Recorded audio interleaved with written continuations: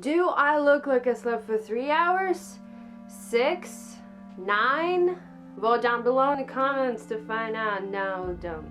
No. Hi, everybody. What have you been up to lately? In the beginning of this week, we want to talk about a very important music thing, a very important music award show, its nominees and its winner. You've seen the title. This video is about the Mercury Prize. As a lot of articles, people, and even the official website of the award says it's the music equivalent to the Booker Prize for literature and the Turner Prize for art. Not like the Oscars for movies though. The main purpose of this prize is very similar to the purpose of our blog. Yes, I said it. To encourage debate and discussion about music, to help introduce new albums from a variety of musical genres to a wider audience, and to provide a snapshot of the year in music. Except that one last statement, we can relate to this ideology quite a lot, and we believe that it's a good one. Also important to note that the prize is awarded only to the UK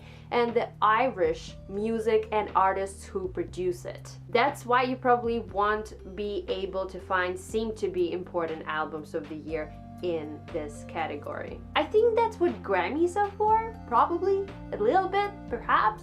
No? Also, the Grammys, for example, have a lot of different nominations, while Mercury has only one Album of the Year. So the judges are usually concentrated on the music, the artistry, and the quality. It's important to notice that judges' decision doesn't depend on commercial sales, chart success, record label, live performances, and other factors alike. At least that's what they say. You're probably interested who are the judges. Well, this year there were 12 people, plus the all-time judge facilitator, Simon Frisk, who's a professor of music in Edinburgh University. Panel usually includes musicians, music journalists, music presenters, producers, and composers. Some of this year's names, for example, were Jarvis Cocker, Annie Mac, Ellie Rosewell, from Wolf Alice, if you forgot, and Jessie Ware. Usually the panel includes musicians who's been nominated before for Mercury. So how do they pick albums for this prize? Every year there's about 250 entries for the prize, ranging from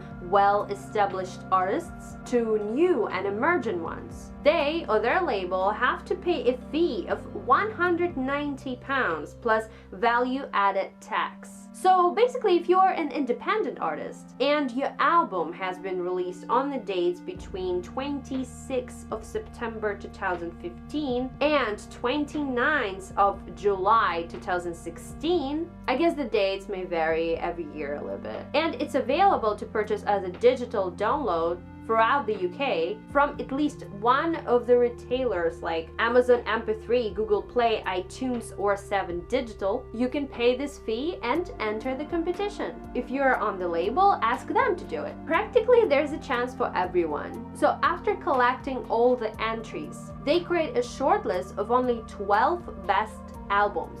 Then they have to cut it even more, only to 6 nominees. This year they've introduced the new system. First finalist was selected by online poll from those 12 shortlisted albums. Remaining were 5 selected from the judges. After that they have to meet again to discuss and decide the one and only winner. While the music fans were hyped and madly clicked to vote for their favorites, some of the artists weren't really happy with this innovation, saying that some of the signed musicians have a big capital behind them, which gives them bigger fan bases to vote for them. It's arguable, but let's be honest. This year's winners of the online poll, the 1975, have a huge and dedicated fan base. But honestly, we, meanwhile on the other stage, don't really believe that the number of fans entirely depends on the fact that the band or the artist is signed or not. It's still about the music and the personality, of course.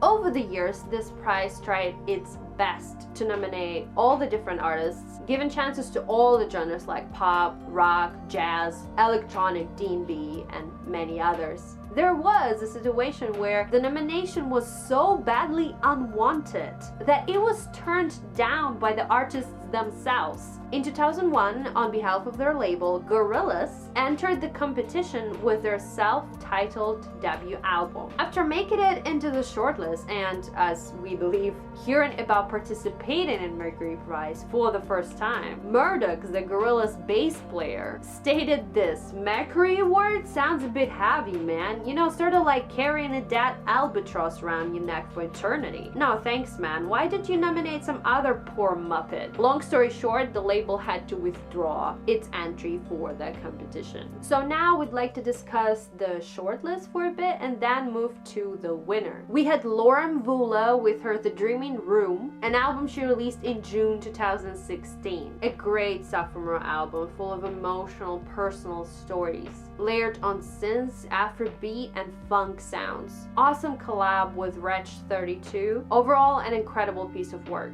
Next one was Made in the Manor, released in the beginning of March. It's the 5th studio album by Kane Robinson, also known as Kana. It is grime in its great form and content. Long-awaited comeback, supported by such well-established producers and collaborators as Damon Albarn, Giggs, JME, and Wiley. Next album on the shortlist was widely discussed by all the different critics and just casual music fans. Jamie Woon released his sophomore work called Making Time, a pure bliss of some R&B, soft indie, pop, rock music, and all these different pre-winter sensations. It was released in November last year, so you might want to find it out and rebuild it into your fall soft depression playlist. It's a good catch, especially if you're into melancholic tunes. Of course, it would be wrong not to include the amazing late work by the incredible David Bowie, his 25th LP, and the final studio album called Black Star. The album, quite classy in the Bowie manner, shines a light on life,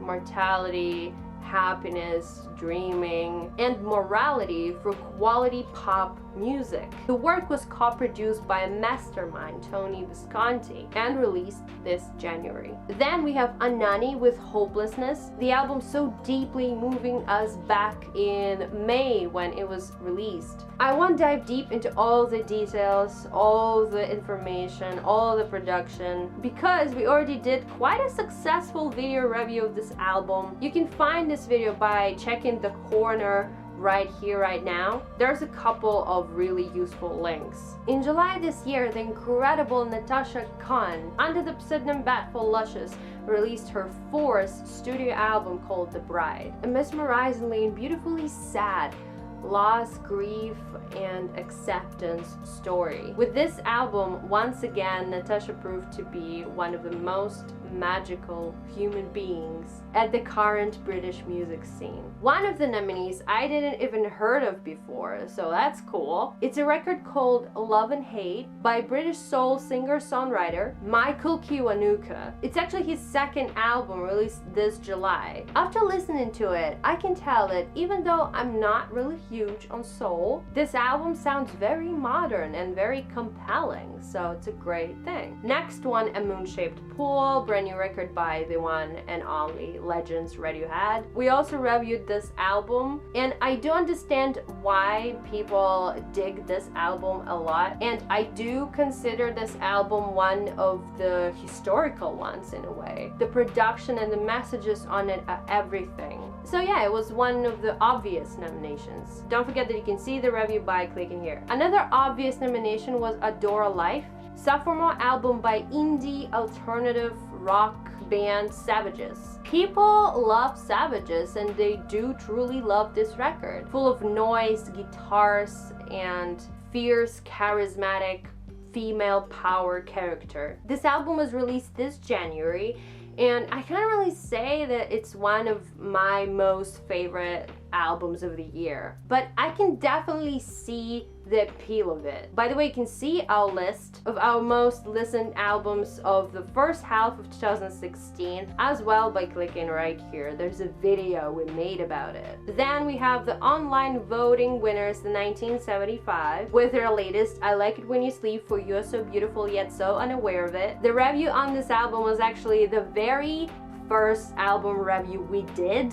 ever, so you might want to check it out and see how much we've progressed or not. I like this album. I like how the 1975 have changed. I like the songs and the pop mask of it all. It's good quality, some sadness, and lots of fun. I was genuinely happy to see this album in the shortlist, and I think it deserved its spot, at least in top 12. Another quite surprising shortlist spot was by a band called The Comet Is Coming for their debut work Channel the Spirits, released this April. This album is a talented mixture of modern jazz, I guess some funk agenda, and chillin' electronica. It's really amazing to see how there are so many different new bands who do really create music in all the different genres. Like, for example, modern jazz music lives and thrives, and it's honestly a blessing. So it's really cool to see bands like this in the Mercury Prize shortlist. And of course, we end this video by discussing the winner of Mercury Prize 2016, SKEPTA, and his fourth studio album called Konnichiwa. The album is indeed one of the best albums released this year. It came out in May, as a lot of other cool, new, important music releases did, by the way. This album brilliantly combines the original UK grime and modern popular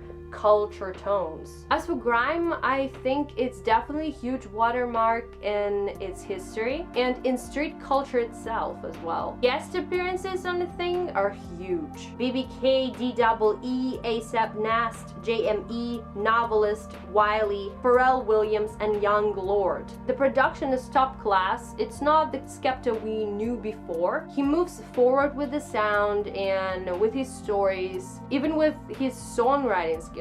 So yeah, overall, very great and very important music release. Why is this so important though, and why SKEPTA won? We fully agree on lots of other media outlets on the fact that Mercury Prize just went on with the streets, let's call it that way, with the people, with the young people. And SKEPTA and his art is a great representation of the current British youth culture. It's a grime record, and grime is huge once again. The last time grime record won a Mercury Prize was DZ Rascal in 2003 with his Boy in the Corner debut. And knowing this is just so much more pleasant to see all the mayhem of SKEPTA's win and his acceptance speech and the after the win interviews. I think the same kind of reaction would be if Kano's name was called. It's also a grime record, it's also modern and society striking, but if we'll be honest, not as much. Plus, SKEPTA totally triumphed in getting almost all the world under grime knowing. Kano doesn't really have that in his portfolio, I believe. Finally, Mercury Prize is appreciating the variety that exists, or at least it tries to do that, especially including the fact that Mercury Prize's importance went off considerably during last couple of years. Mercury Prize isn't that much big of a deal anymore, just as Grammys or Oscars. It's cool now to mock this kind of ceremonies all over the world, all over the internet, and to do your award shows more edgy, unpredictable, very fan-based, and etc. And I don't really know where all of it is going, but I am excited. I can't say that I'm huge SKEPTA or grime fan, but I'm happy to see this result a lot, and I 100% believe that SKEPTA deserved it. What is your opinion? Who should have won the award? And most importantly, why? Do you care about such award ceremonies as the Mercury Prize or the Grammys? Do they even matter anymore? Do you think the street culture and the youth movement should be acknowledged more by those kind of committees and critic academies? Let us know your humble opinion in the comments down below. We'd love to continue the conversation right there. Also, feel free to hit us up on all of our social media pages. The links can be found in the description. Like and share this video, and don't forget to subscribe to our channel. Lots of love, quality modern music, integrity and diversity, and now the internet. Peace off.